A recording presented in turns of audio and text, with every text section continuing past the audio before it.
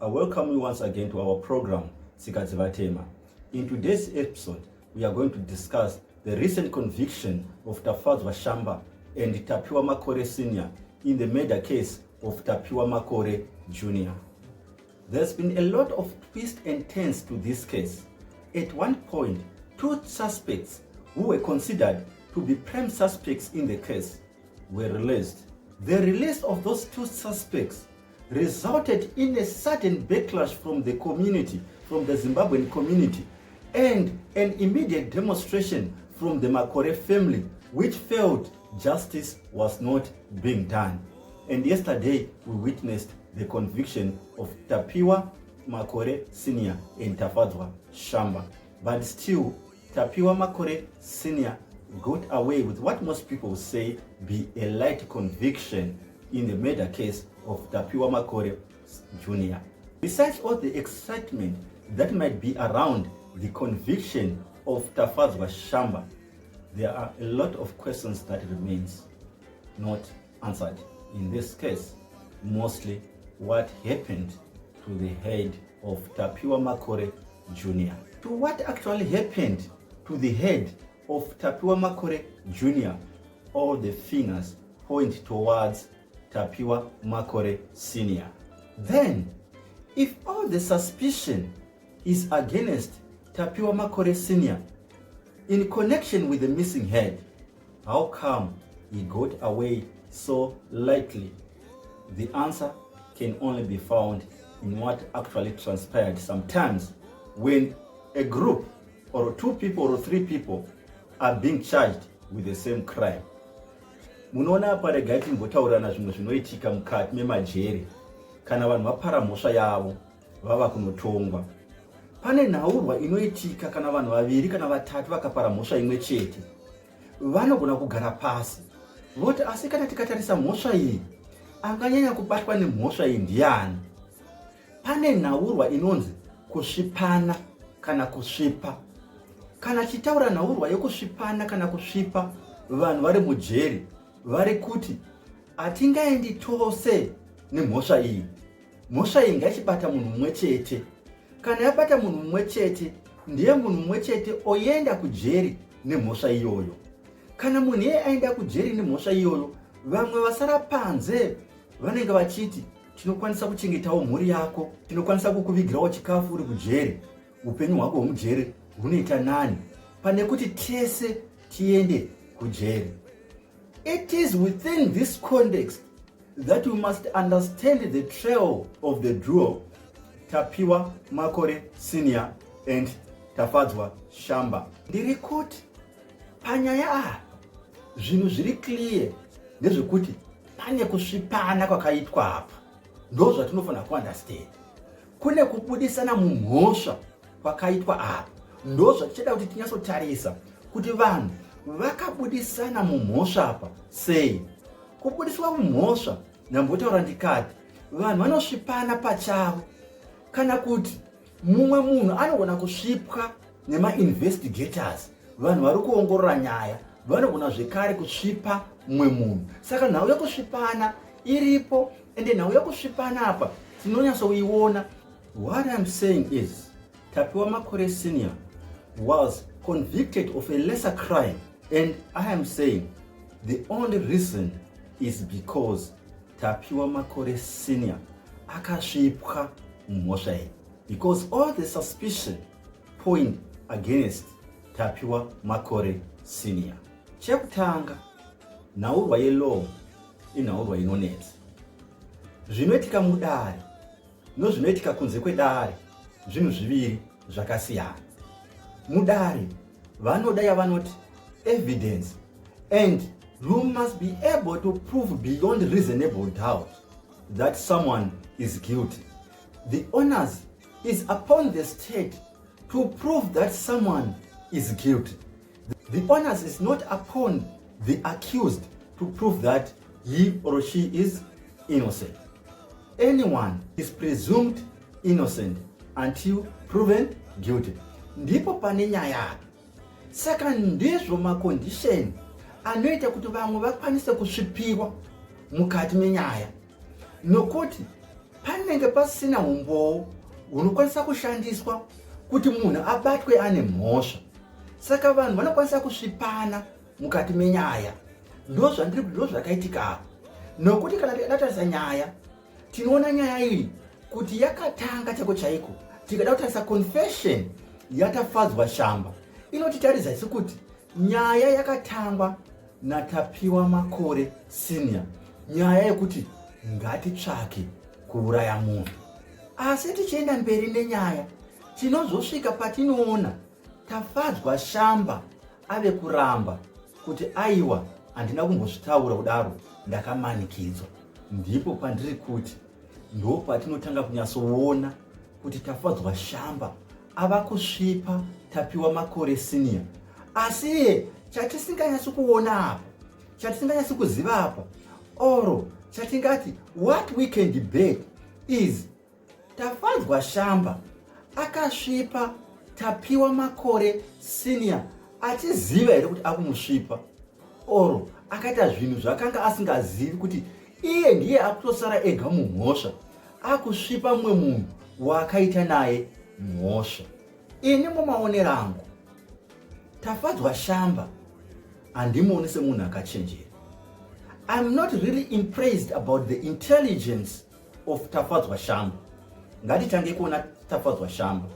Although the judge said he was impressed about the intelligence of Tafadzwa Shamba, I say I'm not impressed by the intelligence of Tafadzwa Shamba. Anogona kuve akangosvipa Tapiwa Makore Senior asingazivi kuti iye ndiye akuzvipinza ega mumhosva, achisvipa mumwe munhu akanga aine mhosva, kana kuti akamubetserawo according to the confession, akamubetserawo kuuraya Tapiwa Makore Jr. Sei ndiri kuti Tafadzwa Shamba haana kunyatsochenjera, handei kubva kwekutanga kwenyaya. Tati nyaya iyi yakatanga naTapiwa Makore Senior, nhau yekuti ngatiuraye munhu according to the confession. Zvinonzi vakazvitanga vari mugarden ravo remacabbages. Zvikanzi business redu remacabbages harisi kufamba zvakanaka, Tafadzwa Makore Senior anobva ati pakuda chivanhu apa zvichireva kuti ngatichekerese munhu kuti business redu remacabbages riende mberi. Ndipo pandiri kuti Tafadzwa Shamba haana kuchenjera. First, this was just a garden. This was not a farm. Rakanga risiri purazi. Mushandira pamwe wekumamisha uyu wekuti vanhu vanoita garden ravo, mumwe nemwopo wakapusheni kake, obva unzi rima mukagarden kako ikako, rima muriwo, pamwe muchitengesa mhorima makabheji, pamwe muchitengesa mhorima chibage. I would want to believe kuti the total number of cabbages dzakanga dziri mugarden imomo might not be more than 200, might not be more than 100. Then can one really think kuti mumacabbage 100, 200, even 300 mungada mari yakawanda yekutotenga kana kuti mota? And you think reasonably kuti munhu akati ngatichekerese kuti business remacabbages redu rifambe, uona zvakakodzera kuuraya munhu pamusoro pemacabbages asiri more than 100 cabbages? What are you planning to get? Okay, zvonzi ngatiuraye munhu pamacabbages which are not more than 100, zvonzi ndinokupa 1500. Uona chokuti zvinoenderana izvozvo. What I'm saying is very simple. Ndiri kuti kana uchifunga kuti Tapiwa Makore Jr. akaurayirwa macabbages kuti business remacabbages riboostike, then you are another Tafadzwa Shamba. Really, I would doubt that intelligence. Yokuti tingagara pasi, even the court become convinced kuti mukagarden kemushandira pamwe kari kumusha munobuda macabbages anokwanisa kana kutenga mota 1500 yaunopiwa zvichinzi kwai toda kuti tichekerese munhu kuti business redu remacabbages riende mberi. If we are going to take that line of thinking of saying Tapiwa Makore Jr. was sacrificed for the sake of the cabbage business, then we are losing the track. Nhau iri apa ise makabeji apa. Now cabbage can have only been said to a person who is not intelligent. Tapiwa Makore Senior aitoziva zvake kuti ari kutaura nemunhu watingati kana tiri mujeri chigodho. Ndo zvatinoti zvigodho kana tiri mujeri. Munhu asinganyatsa kufunga zvakanakisisa. Munhu asina reasoning capacity. Munhu asina intelligence. Munhu asingagayi. Tinomuti kana tiri mujeri uri chigodho. Ndo zvatinoti zvigodho. Saka to me Tafadzwa Shamba chigodho. Munhu asingagayi, adzidhonzi. Kuti ungafunga kuti shuwa pamakebeji apa tingada kuti tichekerese munhu. Business iro rigobhusa zvokuti tinoti takuita mari pano yokutenga kana kuti mota. Remember, Tapiwa Makore Senior anozvipresenta mukoti semunhu ane mari.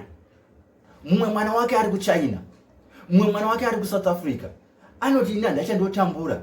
Aitwa nemusevenzi Tafadzwa Shamba airisa mombe pamusha pake, mufudzi wemombe wakanga anaye. Saka anozvipresenta kukoti semunhu ane mari. Saka angada mari ipi ingabva kumakabeji 100 yakati ngatibooste business redu. Dai akati chitoro chedu, dai akati pamwe mamwe mabusiness makuru tingadai tichizviunderstand. So the ritual aspect haina kunyatsobuda.